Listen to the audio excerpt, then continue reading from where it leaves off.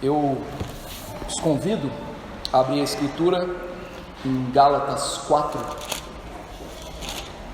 Eu vou pregar apenas 2 versículos, o verso 4 e 5. Hoje nós vamos dar uma pausa em Marcos, um sermão e o culto voltado para a temática do Natal. Então nós vamos falar sobre o nascimento de Cristo, a vinda dele ao mundo. Gálatas 4, 4 e 5. Carta de Paulo aos Gálatas, capítulo 4, verso 4 e verso 5. Somente esses 2 versículos. Eu vou ler, peço aos irmãos que acompanhem com muita atenção estes 2 versículos. Vindo, porém, a plenitude do tempo, Deus enviou seu Filho, nascido de mulher, nascido sob a lei, para resgatar os que estavam sob a lei, a fim de que recebêssemos a adoção de filhos. Vamos orar. Nosso Deus, ó Pai bendito e maravilhoso, só de lermos esses 2 versos já é algo edificante e algo, ó Deus, que nos mostra a grandiosidade da encarnação do Senhor e Salvador Jesus Cristo.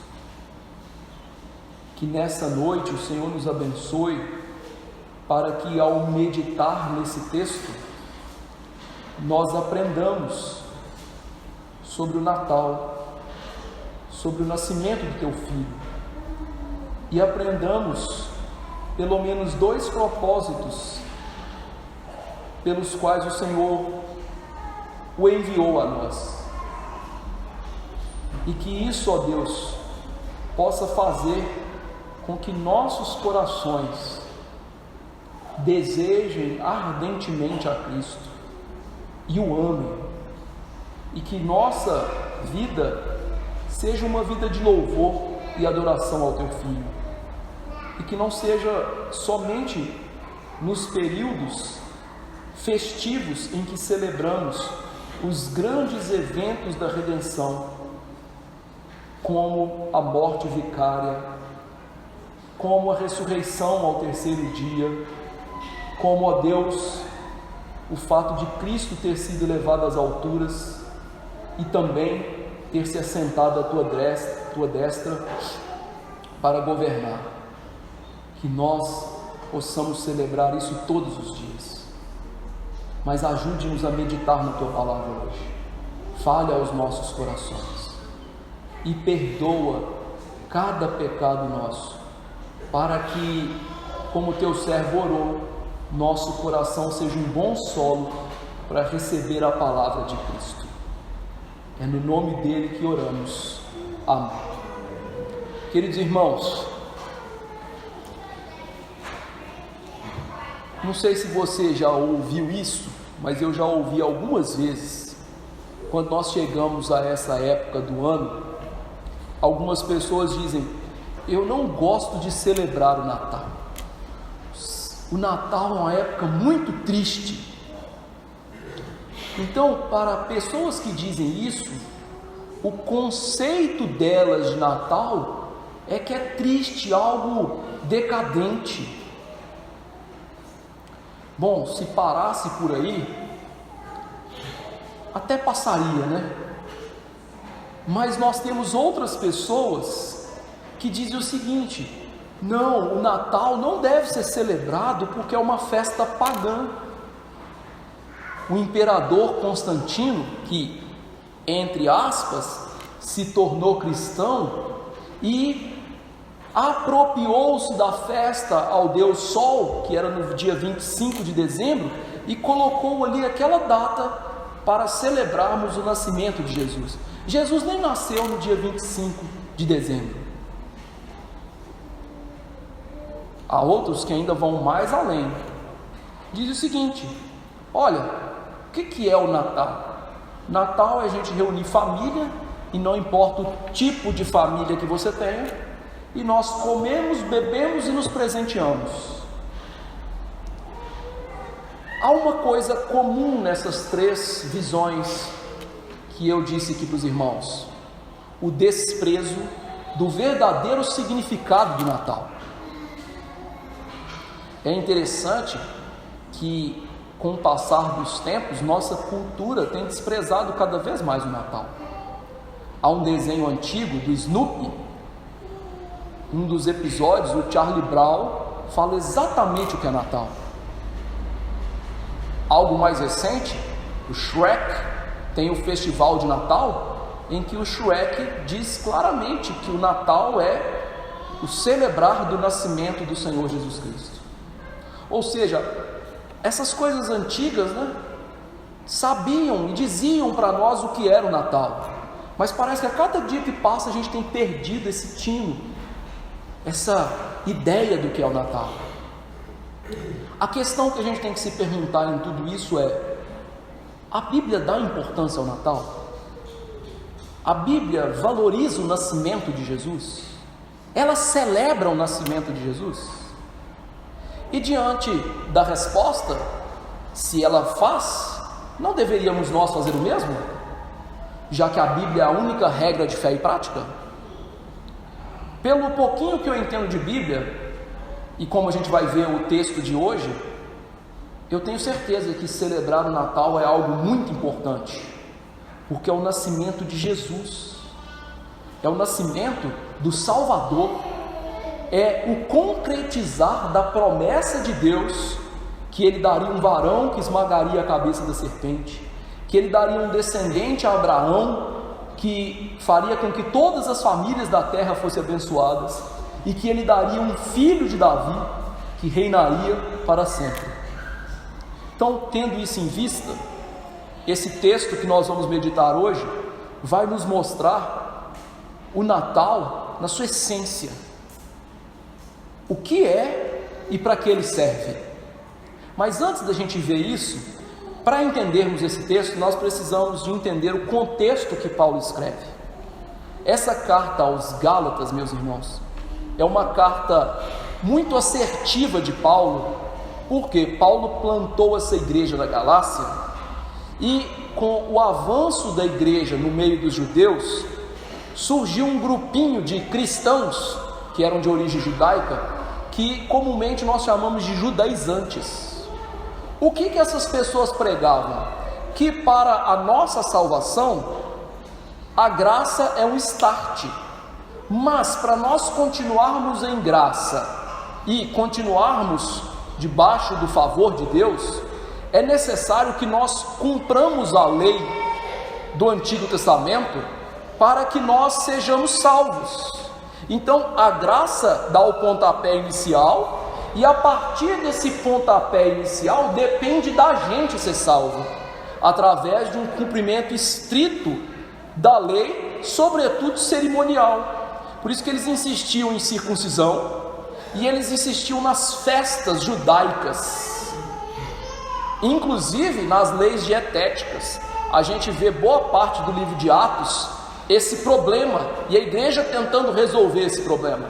Então Paulo escreve essa carta para mostrar o que? Gente, a graça de Deus em Jesus é completamente suficiente.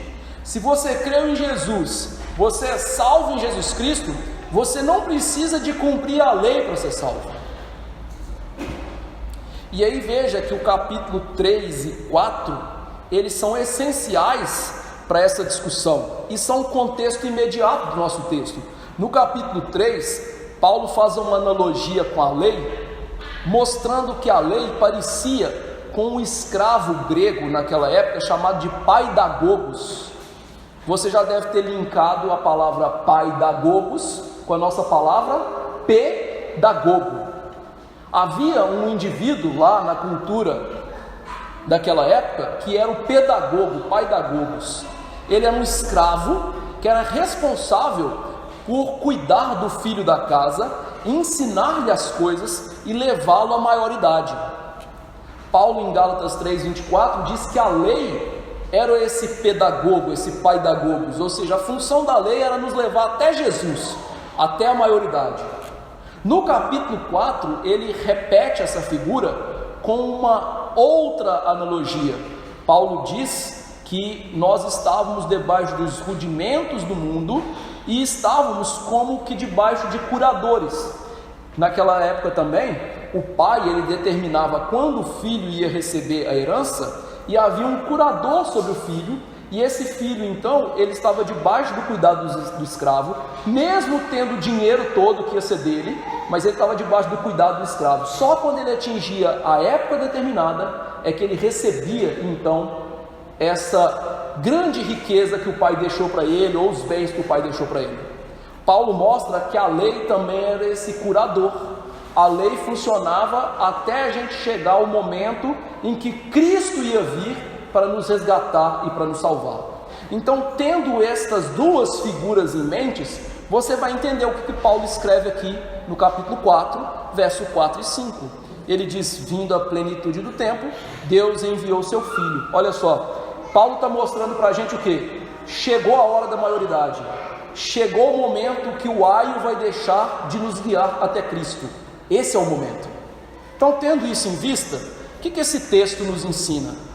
Que Deus enviou seu Filho para que fôssemos seus filhos, nos livrando do jugo, nos livrando do aio, nos livrando da curadoria da lei. Então Deus enviou seu Filho para que fôssemos seus filhos, nos tirando debaixo dessa lei, nos livrando da curadoria, do aio da lei. Então, queridos irmãos, esses dois versículos vão ensinar isso. Deus enviou seu Filho para a gente ser filho dele. Mas aqui nós temos 6 ensinamentos importantíssimos que Paulo quer que nós aprendamos. Nesses 2 versículos, 6 ensinamentos. Por isso que eles são muito profundos. O primeiro deles é: a vinda de Cristo ocorre na plenitude do tempo. O texto começa: vindo porém a plenitude do tempo, Deus enviou seu Filho.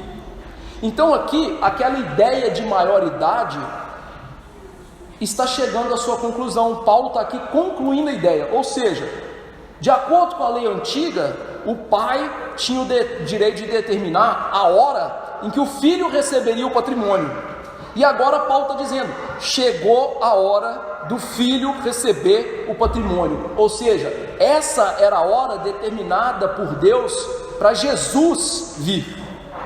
É interessante que essa ideia que Paulo fala aqui, ela está, digamos, implícita e circunscrita nos evangelhos, e Jesus tinha noção disso. Lá em Marcos 1, 14, 15, fala exatamente sobre isso. Depois de João ter sido preso, foi Jesus para Galileia pregando o evangelho do reino, dizendo: o tempo está cumprido, o tempo está cumprido, e o reino de Deus está próximo. Arrependei-vos e crede no evangelho. Então Jesus sabia que o tempo que ele veio, que ele se encarnou, era o tempo adequado do propósito de Deus. Jesus, meus irmãos, ele veio no ponto exato da história humana. Ele não veio nem antes e nem depois. Por quê? Deus preparou na eternidade, de maneira proposital, que Cristo nascesse em Belém da Judéia há 2000 anos atrás. E Paulo, ele deixa isso aqui implícito no grego. Ele usa a expressão a plenitude do tempo, e o grego, meus irmãos, ele é muito mais completo do que o português. A palavra tempo para nós significa tudo que é relacionado àquilo que é temporal, que pode ser medido. Mas os gregos, eles tinham pelo menos 2 palavras para o tempo. Cronos, que é onde vem a palavra cronômetro, cronógrafo, que tem a ver com o tempo do relógio, que pode ser medido. E kairos, que tem a ver com propósito, ou seja, o tempo determinado de que você planejou fazer alguma coisa. Paulo está usando esse tempo kairos, dizendo que Jesus veio no tempo cuidadosamente planejado por Deus e apontado pelas profecias. Esse é o tempo do propósito de Deus. Nós vimos esse propósito em pelo menos 2 profecias do Antigo Testamento, em Miqueias e Isaías, que são contemporâneos, que apontavam para o quê? O Filho de Deus nasceria num momento histórico, propício, adequado, em que o povo de Deus estaria em grande aperto espiritual e político. e Deus garantiu que isso ia acontecer. Lá em Isaías 9:7 diz: o zelo do Senhor dos exércitos fará isso. Essa expressão mostra o quê? O propósito de Deus de enviar o seu Filho não vai falhar.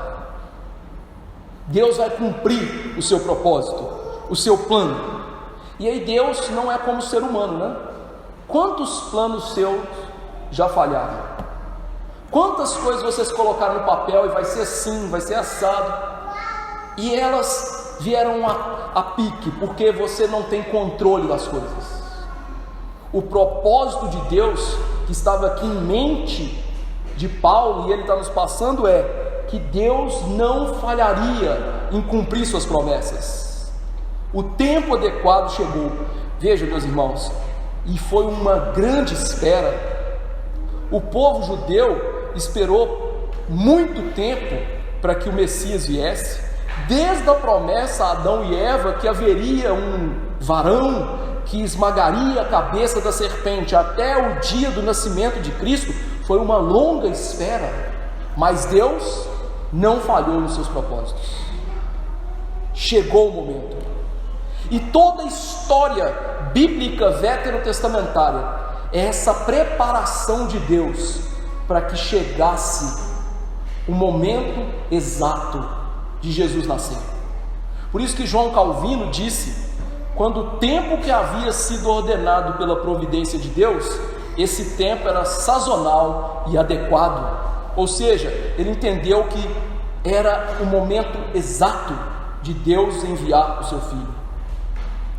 Então era só o propósito que estava pronto? Não. Essa expressão também mostra que Deus preparou o mundo para o nascimento do seu Filho. Naquela época havia algo muito interessante.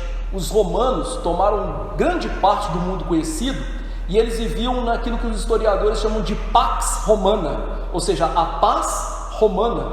E os romanos, eles faziam estradas por toda parte do império, o que ia facilitar difundir o evangelho. Além disso, a cultura greco-romana difundiu o grego koiné, o grego do povão, que está escrito a Bíblia, e que as pessoas sabiam, e que ia facilitar a pregação. É como se todo mundo hoje soubesse inglês. Facilita a comunicação, não é? Exatamente isso que Deus fez. E meus irmãos, Deus preparou também o seu povo. Você deve se lembrar que Jesus, ao pregar, disse: todos aqueles que estáis cansados e sobrecarregados, vinde a mim. O povo judeu já não aguentava mais os saduceus, os escribas, os fariseus, colocando neles peso da lei que eles não podiam aguentar, e que eles mesmos, líderes religiosos, nem com um dedinho tentavam levantar. Além disso, os pagãos também estavam no tempo em que eles estavam deixando os falsos deuses, decepcionados com os falsos deuses. Então Deus preparou o mundo para que no momento exato Ele enviasse seu Filho. Isso mostra a perfeição do plano de Deus. Às vezes a gente pensa: seria melhor se Jesus nascesse hoje? Nós temos internet, nós temos carros, nós temos veículos de comunicação. Não, Jesus nasceu no ponto exato da história. Deus preparou tudo para aquele momento singular em que Deus se faria carne. É o tempo do propósito de Deus. E aqui, meus irmãos, isso tem uma implicação na nossa vida. Qual é a implicação que a gente pode tirar para nós? Quantas vezes você já pensou: Deus poderia ter feito isso mais cedo na minha vida? Deus poderia ter feito aquilo mais tarde na minha vida? Ou Deus poderia ter me tirado daquela provação antes? Meus irmãos, o Deus infinitamente sábio, que governou céus e terra e preparou céus e terra para o envio de seu Filho, Ele é infinitamente sábio. Ele sabe a melhor maneira possível dele gerir a sua vida. Por isso é impossível que nós melhoremos alguma coisa no plano de Deus.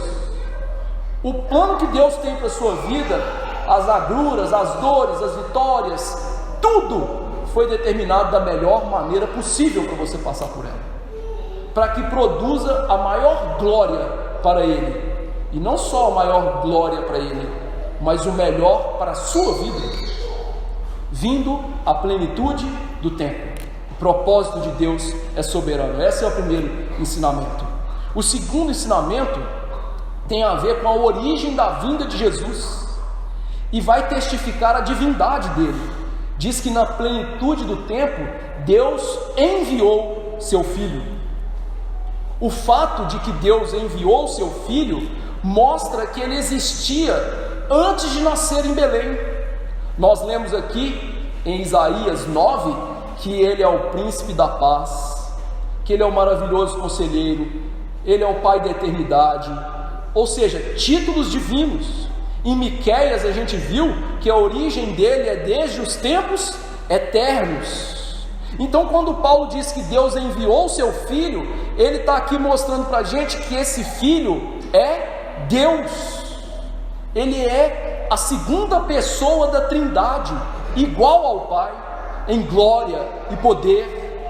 Como João diz, ele é o unigênito Filho de Deus, a segunda pessoa da Trindade, que viveu com o Pai desde toda a eternidade, em glória excelsa, com os anjos lhe cercando e dizendo: Santo, Santo, Santo. E é isso que a Bíblia ensina sobre o nosso Senhor. Há muitas seitas cristãs, e são seitas que negam a divindade de Jesus. Por exemplo, os mórmons, os testemunhas de Jeová, eles são arianos. Ário foi um bispo lá dos primeiros séculos da igreja, que disse que Jesus era a primeira criatura de Deus, que ele não era eterno, que ele não era consubstancial com o Pai, que ele teve um princípio de dias. A Bíblia não diz isso.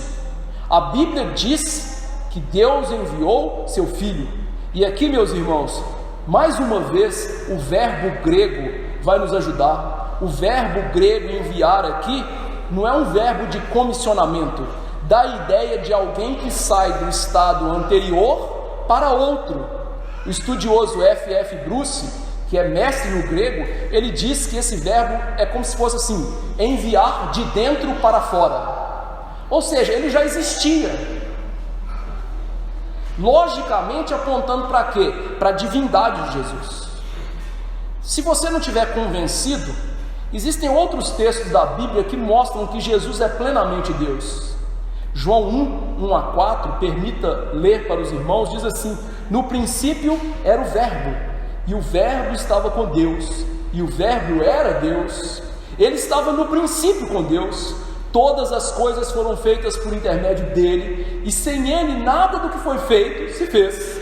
A vida estava nele, e a vida era a luz dos homens.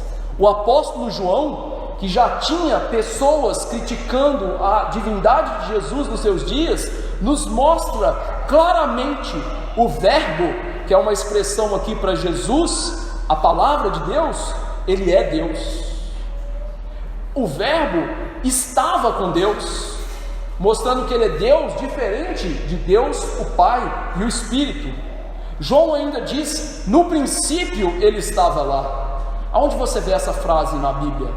Sim, no primeiro versículo da Bíblia: no princípio criou Deus os céus e a terra. João está aqui fazendo uma alusão à criação, dizendo o quê? Que o nosso Senhor, o Cristo, o Messias, ele é antes da criação, ele é anterior a todas as coisas.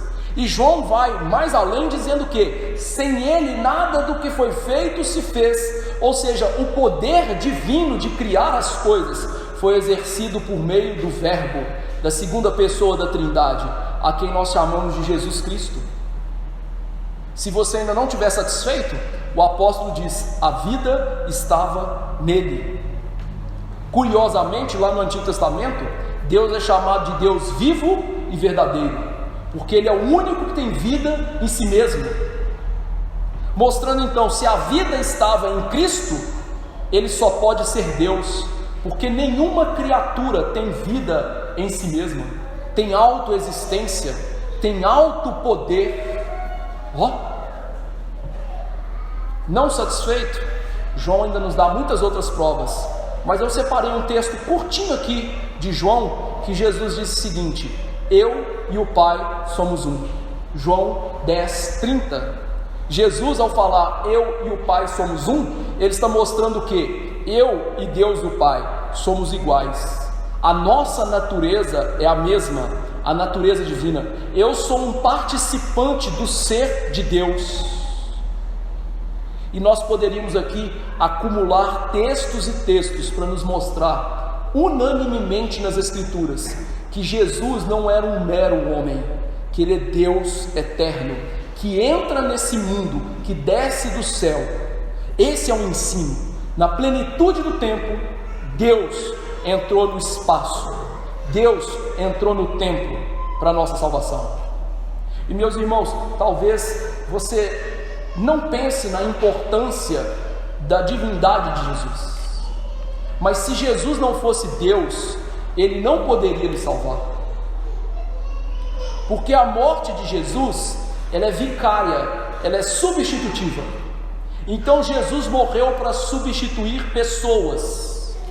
Mas se Jesus fosse um mero homem, eu lhe pergunto, quem seria o felizardo que ele iria substituir? Porque ele era um mero homem. Quem seria o salvo? Eu tenho certeza que não ia ser ele. Jesus tem que ser Deus para que todos os eleitos de Deus sejam salvos, para que o seu sacrifício vicário tenha poder infinito para a salvação. Então, quando Paulo diz Deus enviou o seu Filho, ele está mostrando para a gente uma necessidade. Deus enviou aquele que também é Deus, e isso está diretamente ligado à nossa salvação. Sem isso não haveria salvação. Mas ele é, entre aspas, só Deus? Não. O terceiro ensinamento mostra que esse verdadeiro Deus, vindo porém à plenitude do tempo, Deus enviou seu Filho, nascido de mulher. Enquanto a palavra enviado, a gente viu, aponta para a divindade, a palavra nascido declara a verdadeira humanidade de Jesus. Jesus teve um nascimento comum. Veja, eu não estou dizendo que ele teve uma concepção comum. Jesus não teve uma concepção comum, como os demais seres humanos. Todos os seres humanos são nascidos de um gameta masculino e de um gameta feminino, óvulo e espermatozoide, todos, mesmo que seja através de uma inseminação artificial. A concepção de Jesus, quando a gente lê os textos de Lucas e Mateus, nós percebemos que foi uma concepção sobrenatural, que o poder do Altíssimo, o Espírito Santo, fez com que dentro do ventre de Maria fosse concebido um ser humano sem a participação de um homem, de alguém do sexo masculino. Sim, a concepção de Jesus foi extraordinária, para que ele nascesse santo, sem pecado, para que ele não nascesse como eu e você, debaixo, querido, da punição do pecado. Ele sim levaria a punição do pecado, mas voluntariamente. Nós recebemos a punição do pecado, mas não é voluntário. A gente já nasce com um alvo nas costas, pecador que merece a morte. Jesus não. Agora, o nascimento de Jesus, por mais que seja, digamos assim, inusitado ele nascer onde os animaizinhos viviam, foi um nascimento como de todos os outros seres humanos, um parto, uma mulher dando à luz. E isso mostra então o que? A doutrina da encarnação. Deus se tornou homem. Por isso que lá em João 1,14 diz: o verbo se fez carne. Ou seja, Jesus tomou para si uma natureza humana. Ele já tinha uma natureza divina, mas ele toma para si uma verdadeira natureza humana, nascendo de uma mulher, como qualquer um de nós. Quando então a Virgem Maria deu à luz a Jesus e colocou ele ali na manjedoura, a gente vê que Deus Filho assumiu nossa carne, ele assumiu nossa natureza, uma natureza igual à nossa, exceto no pecado. mas com as suas tentações, com as suas complicações. É por isso que Jesus teve sede, é por isso que Jesus teve fome, é por isso que Jesus chorou por causa de Jerusalém, chorou com o amigo Lázaro que morreu.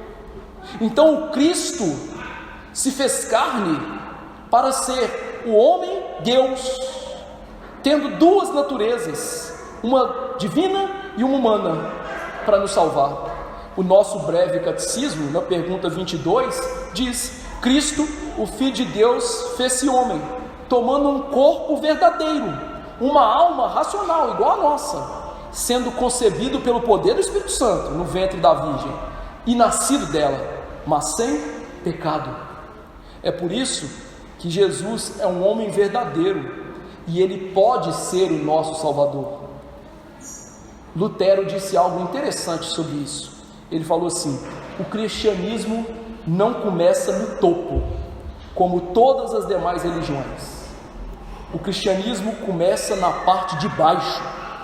Portanto, sempre que você estiver preocupado em pensar e agir sobre a sua salvação, você deve descartar todas as especulações sobre majestade, todos os pensamentos com respeito a obras, tradições e filosofias, na verdade até mesmo a própria lei de Deus, e você deve se dirigir diretamente para a manjedoura e para o ventre materno, abraçar este bebê e filho da Virgem em seus braços, e olhar para ele, nascido, sendo amamentado, crescendo, andando na sociedade, ensinando, morrendo, ressuscitando, ascendendo sobre todos os céus e tendo sobre autoridade sobre todas as coisas. Dessa forma, você pode livrar-se de todos os temores e erros, assim como o sol dissipa as nuvens. Esse ensino de Jesus ser homem é imprescindível também para a nossa salvação. Jesus ser um ser humano como eu e você era essencial para que fôssemos salvos. É essencial porque Jesus morre em nosso lugar.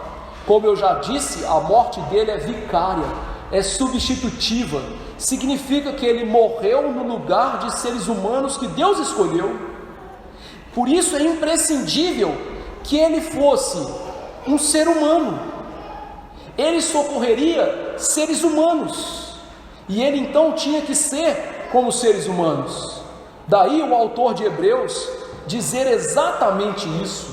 Por isso mesmo convinha que em todas as coisas se tornasse semelhante aos irmãos, para ser misericordioso e fiel sumo sacerdote nas coisas referentes a Deus, e para fazer propiciação pelos pecados do povo, pois naquilo que ele mesmo sofreu, tendo sido tentado, é poderoso para socorrer os que são tentados. O autor de Hebreus mostra o que? Jesus não socorre anjos, ele socorre seres humanos, e para ele socorrer seres humanos, ele tem que ser humano.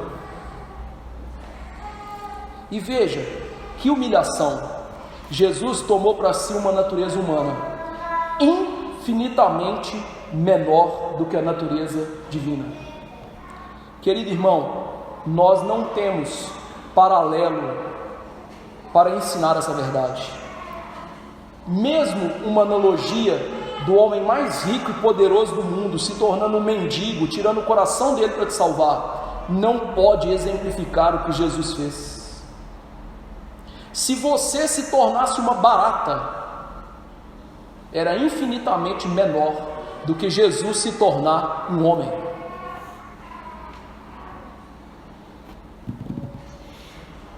Querido irmão, Jesus é Deus homem para te salvar. Que coisa maravilhosa! Talvez você não arriscasse nada para salvar pessoas.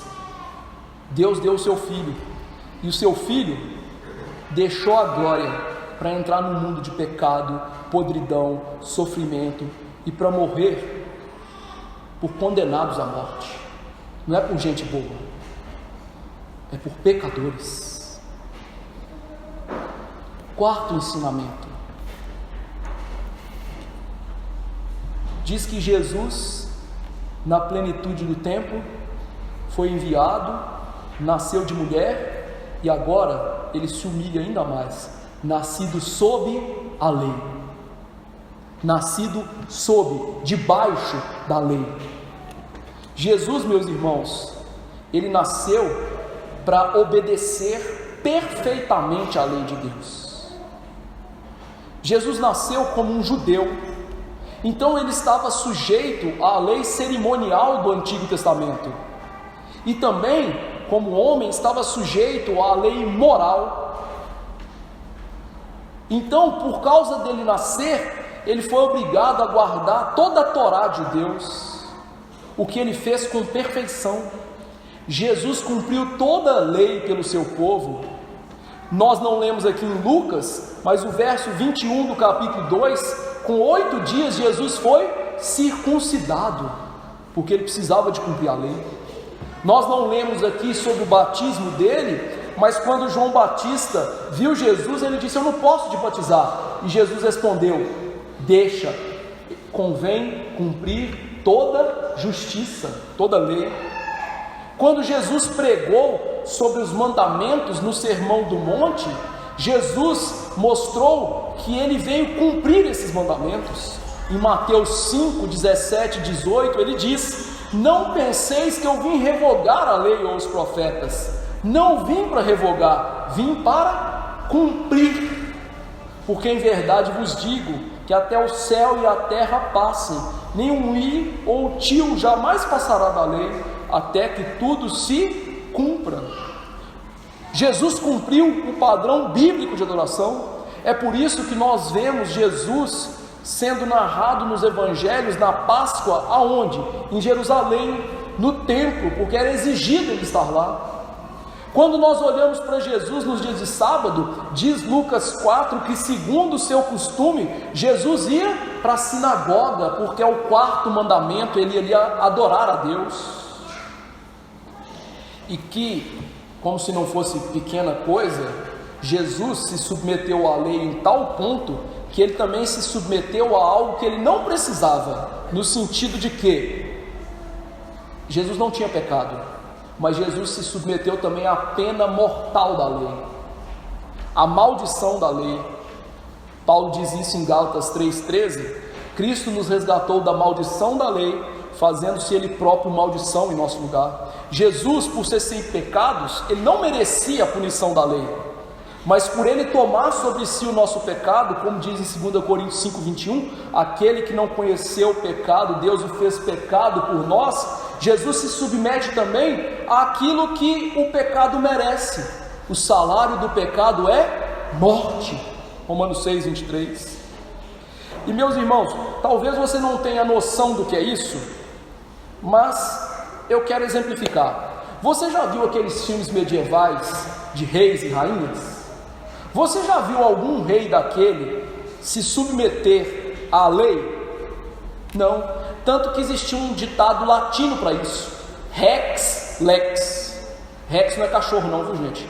Rex é a palavra latina para rei, e lex é a palavra latina para lei. Rex lex significa o quê? O rei é a lei.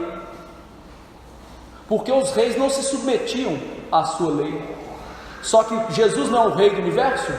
Jesus não é o criador da lei? A lei não é a expressão do caráter de Jesus? O que ele fez? Se coloca debaixo dela. Qual o motivo disso? Para salvar você. Para me salvar? Sim, para me salvar. Sabe por que Jesus precisava se colocar debaixo da lei para te salvar? Por 2 motivos. Primeiro motivo: a vida eterna foi prometida por Deus, em primeiro lugar, no pacto de vida pelas obras, lá em Gênesis 2, através da obediência perfeita de Adão. Deus colocou Adão no Éden como representante federal dos seres humanos, e ele prometeu que se Adão obedecesse o pacto de maneira perfeita, o resultado disso era vida. Paulo fala isso em Romanos, que a lei era para dar vida, mas ela não pode dar vida para a gente, porque ela está enferma pela carne, por conta dos nossos pecados. Mas o fim da lei moral era dar vida espiritual e eterna ao ser humano. Então, a fim de te salvar, Jesus tinha que cumprir a lei moral e cerimonial ipsis literis em toda a sua extensão. Por quê? Porque essa lei nos daria vida. Então o que Jesus faz? Ele cumpre o pacto de vida pelas obras. Por isso Paulo o chama de segundo Adão. Por que ele é o segundo Adão? Porque ele nos representa no pacto da graça e porque ele obedece toda a lei para nos salvar. E o outro motivo? Deus disse para Adão: no dia em que dela comeres, certamente morrerás. Então o que a lei merece quando nós não cumprimos a lei? Morte, maldição, punição, ira de Deus. Então, para nos salvar, Jesus também teve que levar a ira de Deus sobre si. Ele teve que levar a punição do pecado de Adão, meu e seu, sobre ele. E para isso ele tinha que colocar-se debaixo da lei. Essas duas coisas a teologia chama de obediência ativa, o cumprimento, a obediência de Jesus à lei, e obediência passiva, o fato de ele receber a punição da ira de Deus no nosso lugar na cruz. Qual a implicação disso para nós? É por isso, querido irmão, que não existe autossalvação. Uma pessoa que fala assim: eu vou chegar no céu porque eu mereço, é louca. Por quê? Para você chegar no céu, você tem que obedecer perfeitamente à lei de Deus. Perfeitamente. Deixa eu lhe perguntar, qual é o 10º mandamento? Não cobiçarás, Hugo. Muito bem. Não cobiçarás.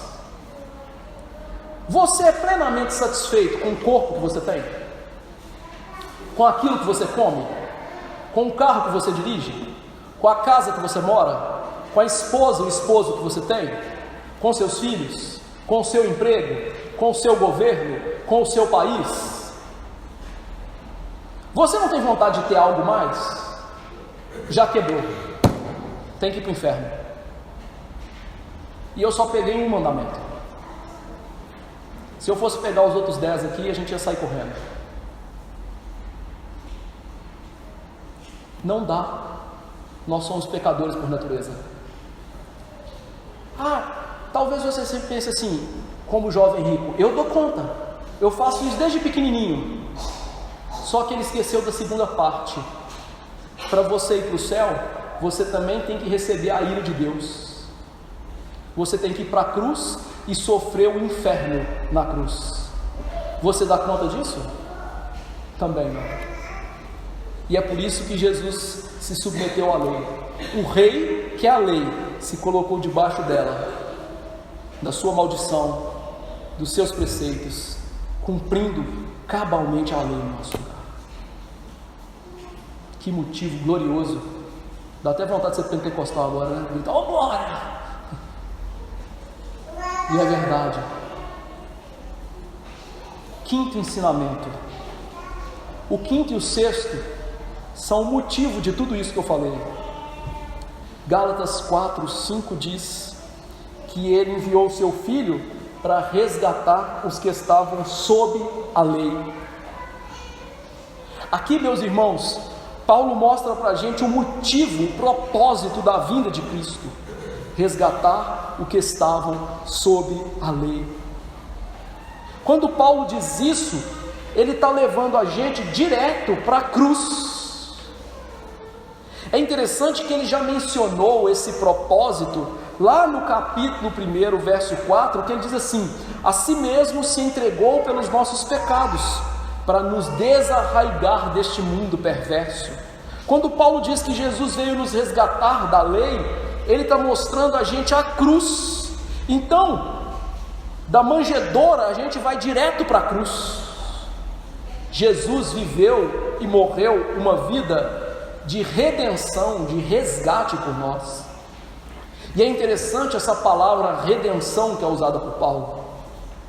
Se você fosse uma pessoa daquela época e ouvisse a palavra redenção aqui, logo lhe viria na mente algo muito peculiar naquela época.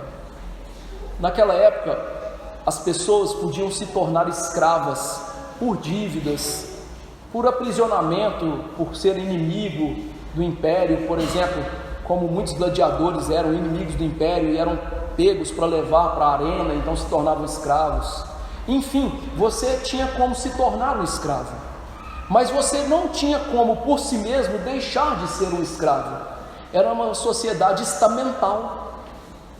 Isso significa o quê? Para você deixar de ser escravo, alguém tinha que estar disposto a pagar pela sua liberdade.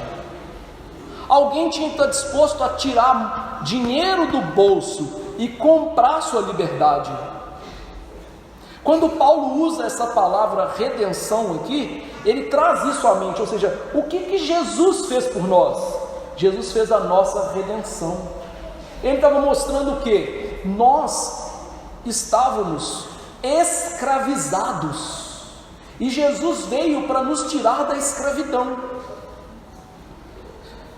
Que escravidão? Essa é a pergunta.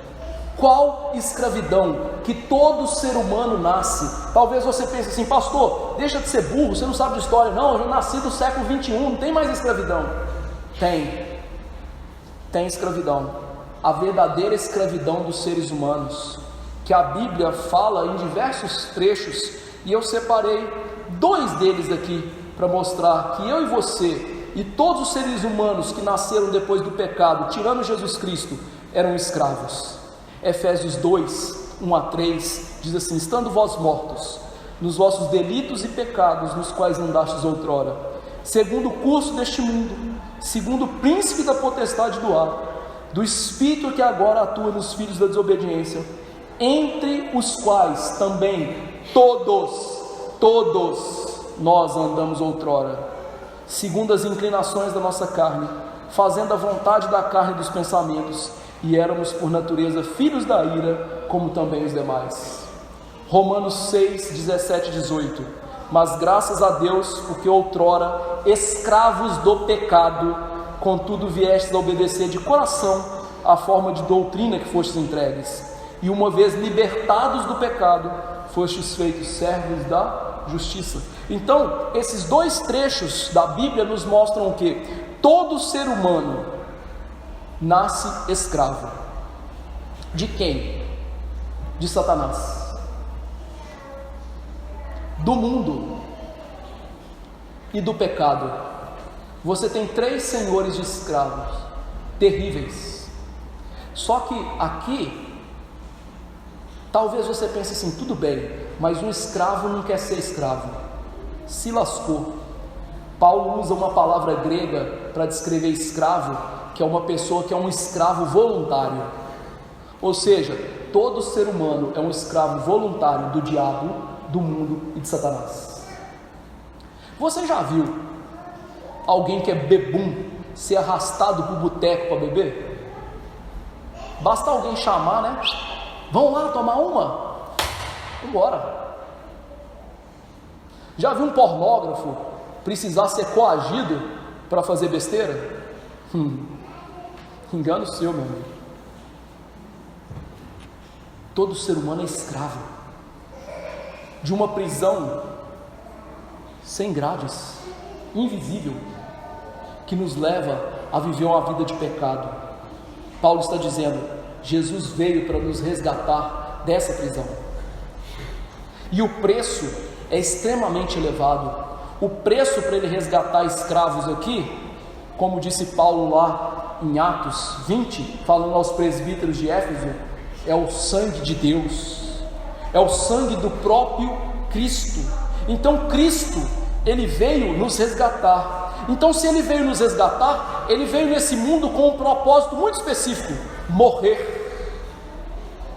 Por isso que Jesus, quando ele vai ser preso lá nos evangelhos, e sobretudo no evangelho de João, ele fala: para isso que eu vim, é chegada a minha hora. Ou seja, Jesus estava mostrando para a gente o propósito dele, muito específico: morrer por nós. Jesus nasceu com a sentença de morte atada no pescoço.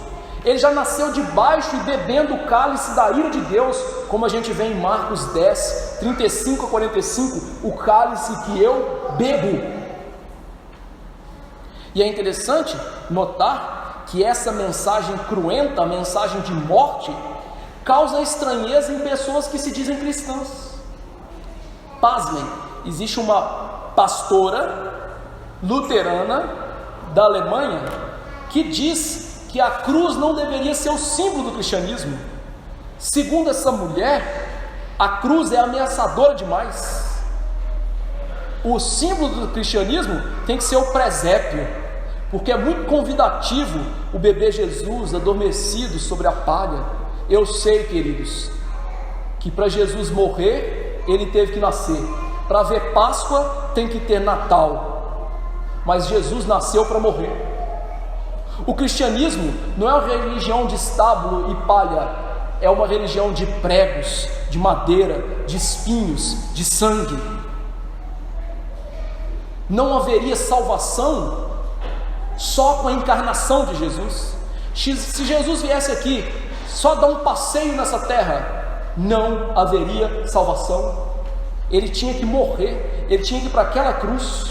E a redenção nossa dessa escravidão só estava ali naquela cruz sangrenta. Foi o poder da lei com a maldição mortal que Cristo nos redimiu. Por isso que ele tinha que nascer sob a lei. E o fato dele ser plenamente Deus e plenamente homem torna oportuno que ele morra e nos salve dessa maldição e dessa escravidão. Por isso John Stott, pastor já falecido, sobre esse texto ele diz, comentando tudo o que foi dito até aqui: a divindade de Cristo, a humanidade de Cristo, a justiça de Cristo o qualificaram singularmente para ser o redentor do homem. Se ele não tivesse sido homem, não poderia ter redimido homens. Se ele não tivesse sido um homem justo, não poderia ter redimido os injustos.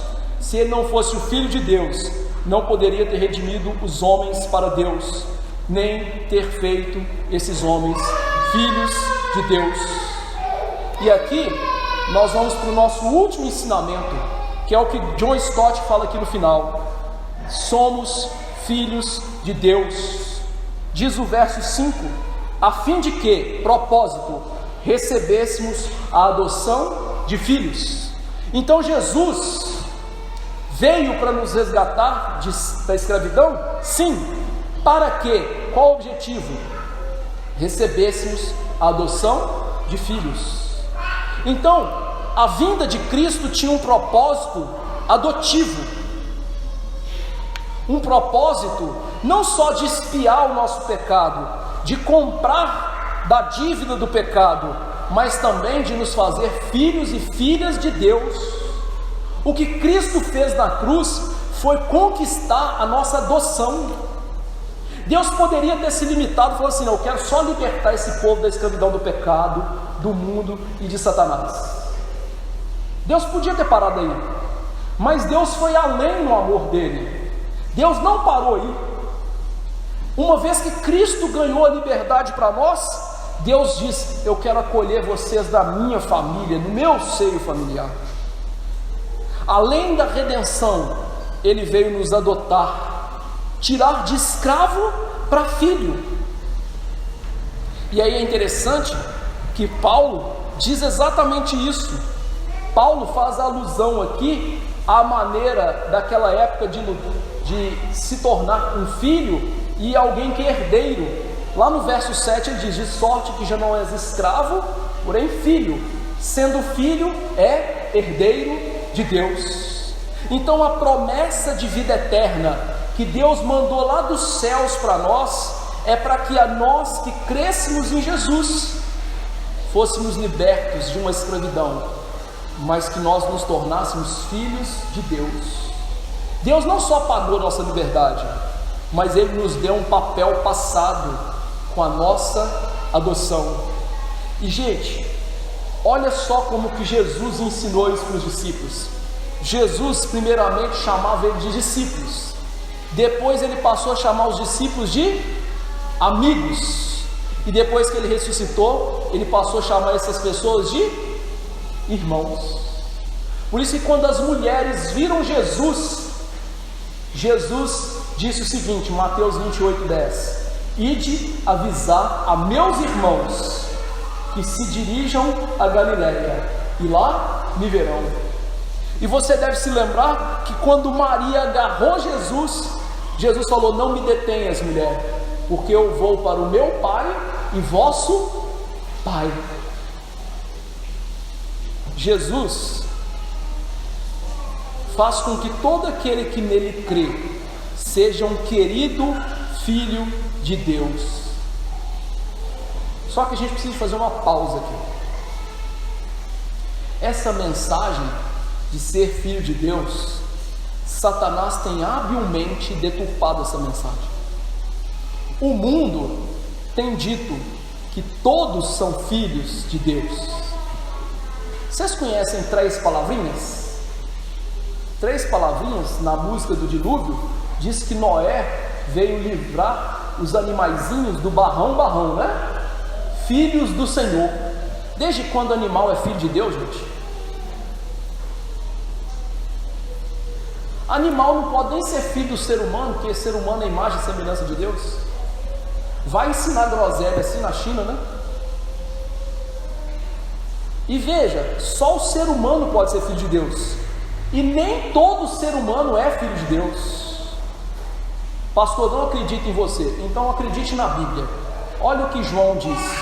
João 1,12 diz o seguinte: mas a todos quantos o receberam quem? Jesus, deu-lhes o poder de serem filhos de Deus, a saber, os que creem no seu nome. João deixa muito claro para a gente: quem é filho de Deus? Quem crê no nome de Jesus, quem crê que Jesus é o seu único e suficiente Salvador, quem crê que Jesus é Deus, que Jesus é homem, que Jesus morreu para nos salvar, que Jesus ressuscitou, que Jesus está à destra de Deus e que Jesus vai voltar em glória. São os crentes verdadeiros que são filhos de Deus. E é interessante que João usa a palavra poder aqui. Para nós a palavra poder tem a ver com força, dinamismo, né? A palavra poder aqui no grego significa autoridade. João está falando como Paulo sobre sermos filhos, sermos herdeiros, no sentido de autoridade. Ou seja, você é adotivo por Deus de papel passado. Nós podemos chegar ali e pegar uma criança na rua e levar para nossa casa sem um processo legal e falar que ele é nosso filho? De jeito nenhum. Deus também não. Deus, para nos adotar, Jesus tinha que pagar nossa dívida, Jesus tinha que morrer por nós, e Jesus agora tem que nos dar um papel passado, poder de sermos feitos filhos de Deus. E aí sim, nós podemos desenvolver um relacionamento filial, e para isso Ele tem que nos dar o Espírito Santo. Em Romanos 8, 15 e seguimento, diz que Deus nos deu o Espírito Santo que nos leva a clamar: Abba, Pai. Ou seja, só pelo Espírito Santo nós podemos chamar Deus de Pai e entender que Ele é o nosso Pai. E então servir a Deus não como escravo, mas como filhos. O cristianismo verdadeiro, então, é uma religião que liberta da escravidão do pecado e nos torna filhos de Deus, família de Deus. E você não escolhe isso. Você escolheu o seu pai humano? Se você escolhesse, você ia escolher uma pessoa importante, né? Mas nós não escolhemos. Quem escolhe seus filhos é Deus. Por isso que lá em Efésios 1, verso 5, diz que Ele nos predestinou para a adoção de filhos. Deus, lá na eternidade, escolheu aqueles que Ele ia adotar. E aí, meu irmão, a adoção que Deus faz é uma adoção totalmente altruísta. Deixa eu conversar um pouquinho com vocês de adoção aqui. Quando as pessoas adotam crianças hoje, existe um formulário, né? A idade, tudo que você quer em relação à criança que você vai adotar. Então existe um interesse seu por trás. Você não é completamente altruísta nisso. E além disso, você pode ver uma coisa, né? Como que o mundo hoje as celebridades adotam crianças? Geralmente é negro e africano, não é? Não tem pobre branco passando fome no Brasil, não? Não tem negro pobre passando fome no Brasil também, não? É só negro na África que passa fome? Por que eles adotam pessoas assim, negras e africanas? Isso vai dar mídia, né? Então, isso é nobreza? Não, isso é marketing. Agora, quando Deus adota pessoas, quem você é? A gente já aprendeu: escravo, pecador e que merece a morte.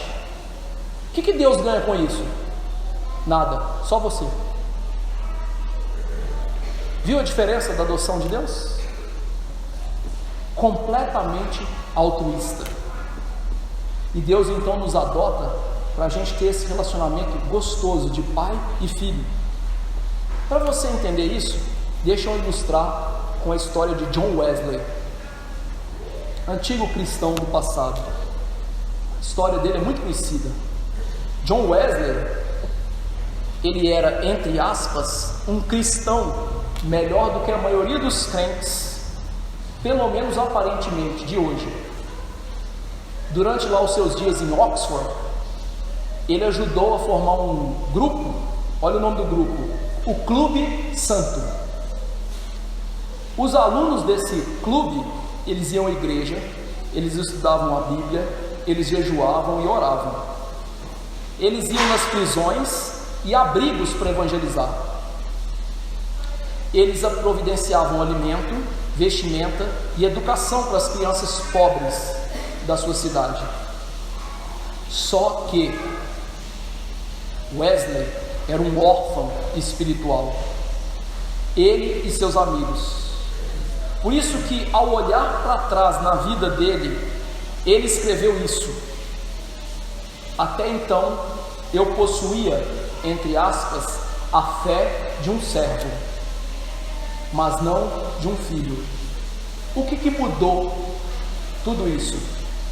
Quando Wesley parou de confiar nas suas obras para salvação e confiou só em Jesus como seu único e suficiente Salvador das suas vidas.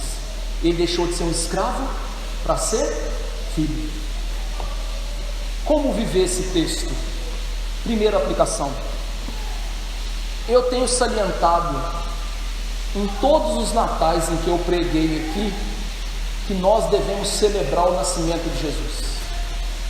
O Natal não é uma festa pagã, é uma festa cristã muito importante.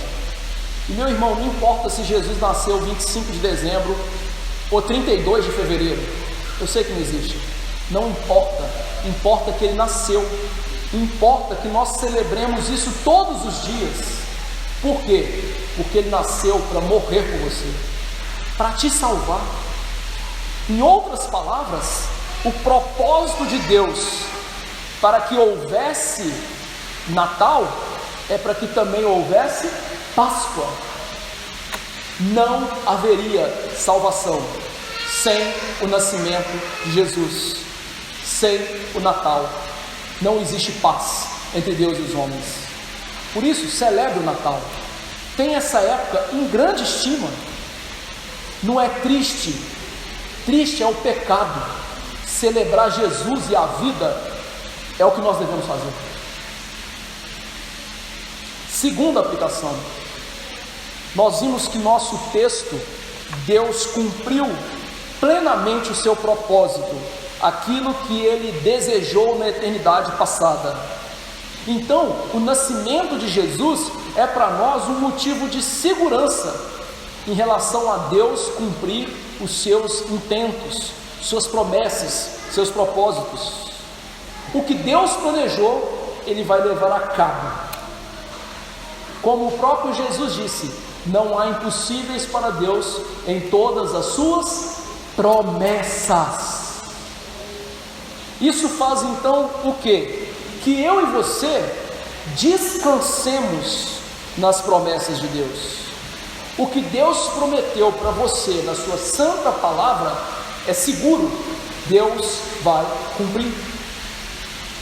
E assim você pode fazer das promessas de Deus motivo de consolo, de alento, de alegria. Deus prometeu que nada pode arrebatar ainda você da mão dele. Creia nisso. Deus prometeu que nem Ele pode mais te acusar por causa do seu pecado. Creia nisso. Deus prometeu que Ele é poderoso para te sustentar até o dia final. Creia nisso. Deus prometeu que Ele vai matar o seu pecado em você. Creia nisso. Deus prometeu que um dia você vai ser igual Jesus e vai ver Jesus cara a cara. Creia nisso. Deus não pode falhar. O Natal é a celebração disso. Um Deus que não pode falhar. Terceira aplicação. O fato então de Deus cumprir o seu propósito no nascimento de Jesus é uma garantia da volta de Jesus Cristo. Meus irmãos, como eu salientei durante o sermão, quanto tempo a semente da mulher, ou seja, o povo de Deus, desde que Deus prometeu a Adão que nasceria da mulher um descendente que esmagaria a cabeça da serpente, quanto tempo demorou para Jesus vir? Milhares de anos. As promessas que nós vimos aqui em Miqueias e Isaías, pelo menos 700 anos. A Abraão, quase 2000 anos. Mas Jesus veio, não veio? Eles confiaram e a promessa se cumpriu. Jesus morreu segundo a promessa de Deus. Jesus ressuscitou segundo a promessa de Deus. Jesus foi levado ao céu segundo a promessa de Deus. Então você pode acreditar que Jesus vai voltar segundo a promessa de Deus. Eu sei quando? Não. Você sabe quando? Não. A Bíblia diz quando? Não. Mas você pode viver uma vida tranquilo que isso vai acontecer. Então não importa o quando, importa que vai acontecer. Viva confiante nisso. Demorou um longo período até ele vir, e demorará um longo período até ele voltar. Vai ser da nossa geração? Não sei, Deus o sabe. Cada geração acha que é a última, né? Um monte de gente pedante, né? Jesus está voltando. Aí passa 100 anos e Jesus não volta. Meu amigo, você não está aqui para determinar o dia nem a época. Deus já fez isso.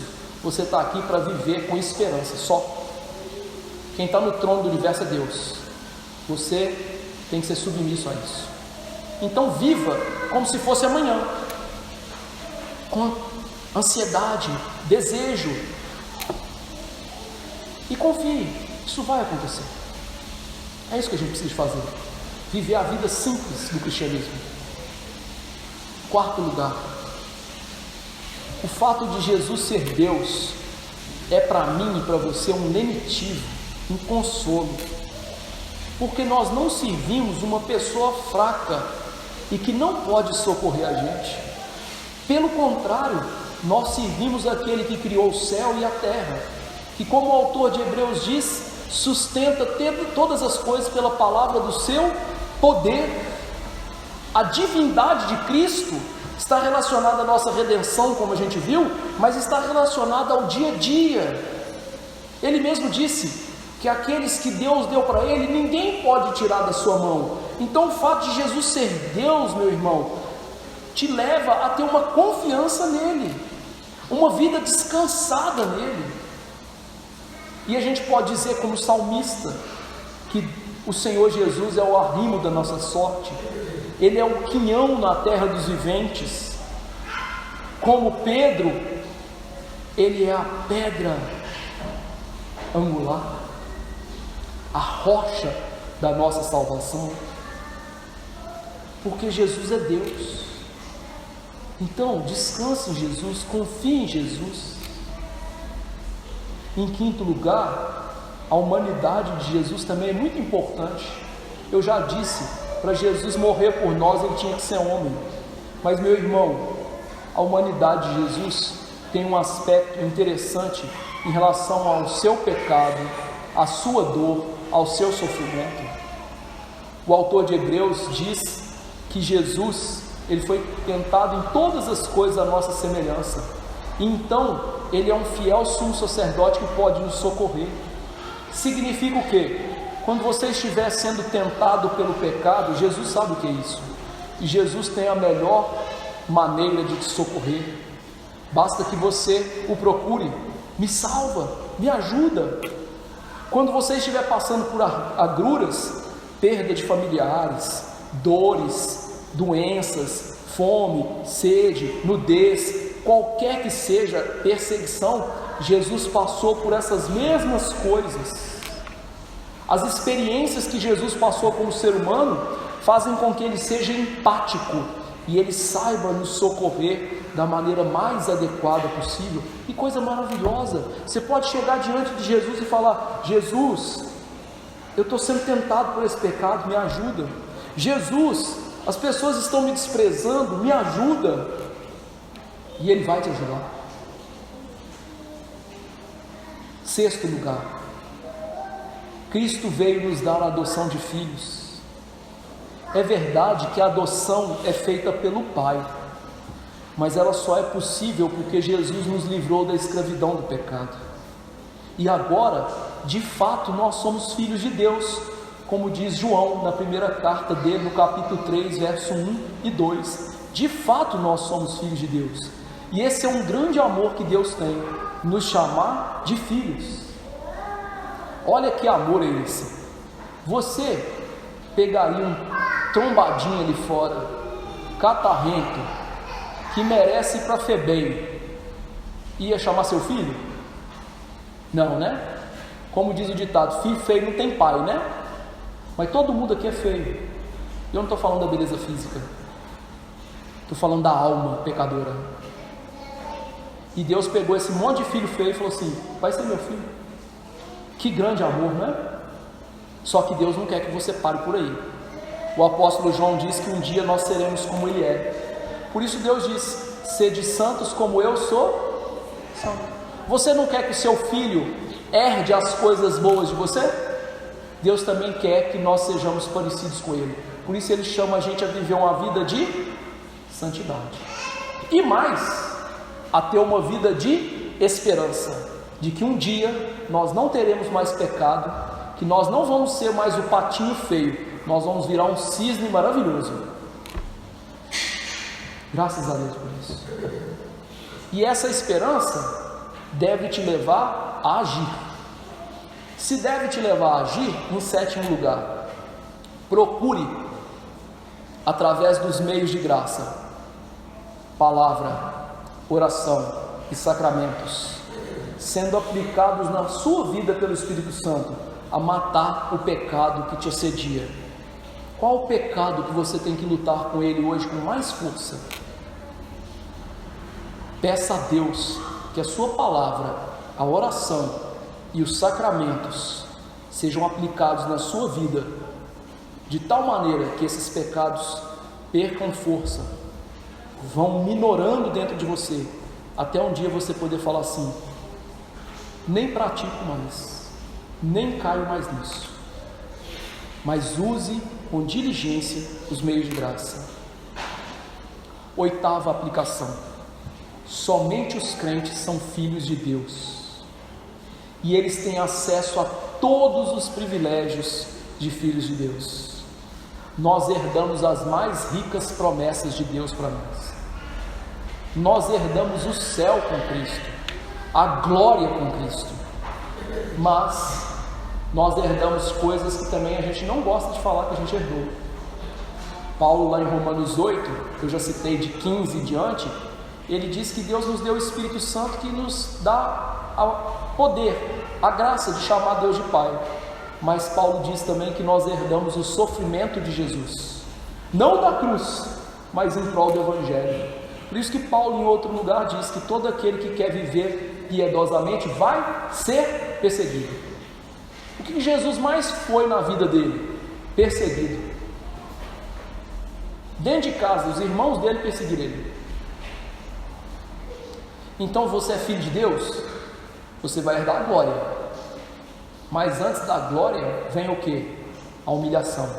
Não foi assim com Jesus? Vai ser assim com você. Antes da glória tem humilhação. E em último lugar, Jesus é a nossa redenção. Como eu disse, essa palavra usada no meio grego para libertação de escravos é usada aqui. Então, nós devemos celebrar o nascimento de Jesus. Por quê? Porque a gente era escravo, um escravo de Satanás. Ele era nosso pai. Lá em João 8,44, Jesus chamou os fariseus religiosos: o vosso pai é o diabo. E essa é a verdade para todos os seres humanos que nascem: o nosso pai é o diabo, até que nós creiamos em Jesus. A gente também era escravo do pecado. Tudo o que a gente queria fazer era pecar, e a gente era escravo desse mundo, comprando a maneira de viver desse mundo, e a gente só desejava a escravidão, até que Jesus nasceu, e Jesus então veio e morreu por nós, para nos livrar dessa triste e dura realidade, mas para nos dar uma gloriosa realidade de livres e de filhos. E como livres e filhos, o que a gente tem que fazer? Nós lemos aqui Romanos 8, 16 e 17. Antes nós éramos escravos do pecado, agora nós somos servos da justiça. Então, se você é um filho de Deus, como você vai saber que você é um filho de Deus? Tem jeito de você entrar lá no céu e falar assim: peraí, Deus, deixa eu fuçar os arquivos celestes aqui. Letra F, está escrito aqui Fábio. Não. Como é que você pode saber junto comigo que você é um filho de Deus? Pela sua obediência à palavra e pela sua confiança plena em Jesus. Ou seja, você obedece porque você é salvo, e não obedece para ser salvo. Só os verdadeiros filhos entendem isso. Eu sou salvo? Cadê a lei para eu obedecer? Jesus nos libertou da maldição da lei, mas Jesus nunca nos libertou da lei moral. Por isso, o céu é um reino de amor. O céu é um reino de obediência perfeita a Jesus. E a pergunta que eu te faço é: você ama Jesus? Você obedece a Jesus? Se sim, celebre com muita intensidade o Natal. Você é um filho, foi para isso que Jesus nasceu. Se não, suplica a Deus para que o Natal, a Páscoa, a ressurreição, a ascensão, a sessão à destra de Deus e a volta dele seja uma realidade salvífica para você, em nome de Jesus. Que Deus nos abençoe. Vamos nos colocar de pé e orar ao Senhor.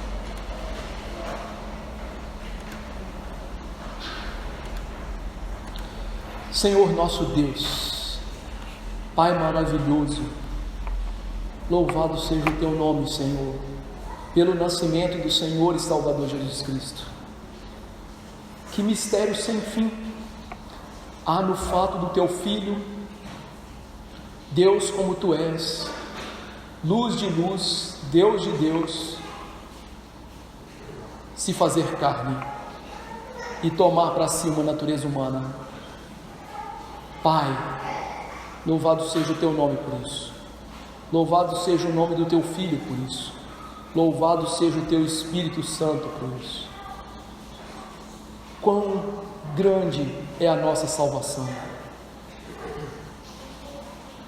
Quão grande é o Teu propósito em nos salvar. Quão grande é o Teu amor em escolher párias, pecadores, para serem Teus filhos. Senhor, que nós celebremos todos os dias essa grande salvação anunciada, que nós celebremos todos os dias a morte de Jesus, o nascimento de Jesus, a ressurreição de Jesus, a ascensão dele, a sessão dele à tua destra, e que nós aguardemos todos os dias a volta gloriosa de Jesus. Enfim, que Jesus seja tudo para nós, que Ele seja deleitoso aos nossos lábios, que Ele seja o amado da nossa alma, que Ele seja, ó Deus, aquele dentre milhares que é escolhido para nós.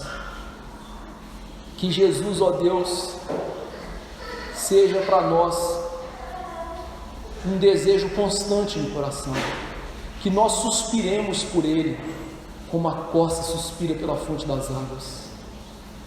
que nós sintamos sede de Jesus, que nós sintamos fome de Jesus a cada dia, e que o Senhor nos alimente plenamente do Teu Filho, que o Senhor nos dê a cada dia mais do Teu Filho, que o Senhor nos dê a cada dia mais graça na nossa vida. E Deus, que nós sejamos pessoas felizes em Cristo Jesus. Nada nesse mundo é motivo suficiente para roubar a nossa alegria. Então nos dê contentamento pleno no Teu Filho. Como disse Paulo, tudo posso naquele que me fortalece, referindo-se ao contentamento pleno que ele tinha em Jesus. Nos dê esse contentamento, nos ensina a viver para Cristo, nos ensina a viver Cristo, e nos ensina, Deus, a viver em santidade, e a ter esperança, que um dia nós seremos e veremos Jesus face a face. Ah, Senhor, que dia bendito vai ser quando não tivermos mais pecado e sermos semelhantes ao Teu Filho. Que dia bendito será quando nós virmos o Teu Filho resplandecente, glorioso, cara a cara. Ah, Senhor, nos encha de esperança, nos encha de ousadia para viver nesse mundo, e que nós nos contentemos e regozijemos pelo fato de sermos filhos do Deus Todo-Poderoso e Criador do Universo, do Deus que sustenta todas as coisas. Tu, ó Pai, Pai, que privilégio chamá-lo assim, o Pai que está nos céus, mas nosso Pai. Somos Teus filhos, rebanhos do Teu pastoreio. Senhor da glória, nos dê a Tua paz, nos dê a Tua graça, e isso nos basta. Em nome de Jesus. Amém. Que a graça do Senhor Jesus, o amor do eterno Pai e a terna e doce consolação do Espírito sejam com os filhos do Senhor, hoje e para sempre. Amém.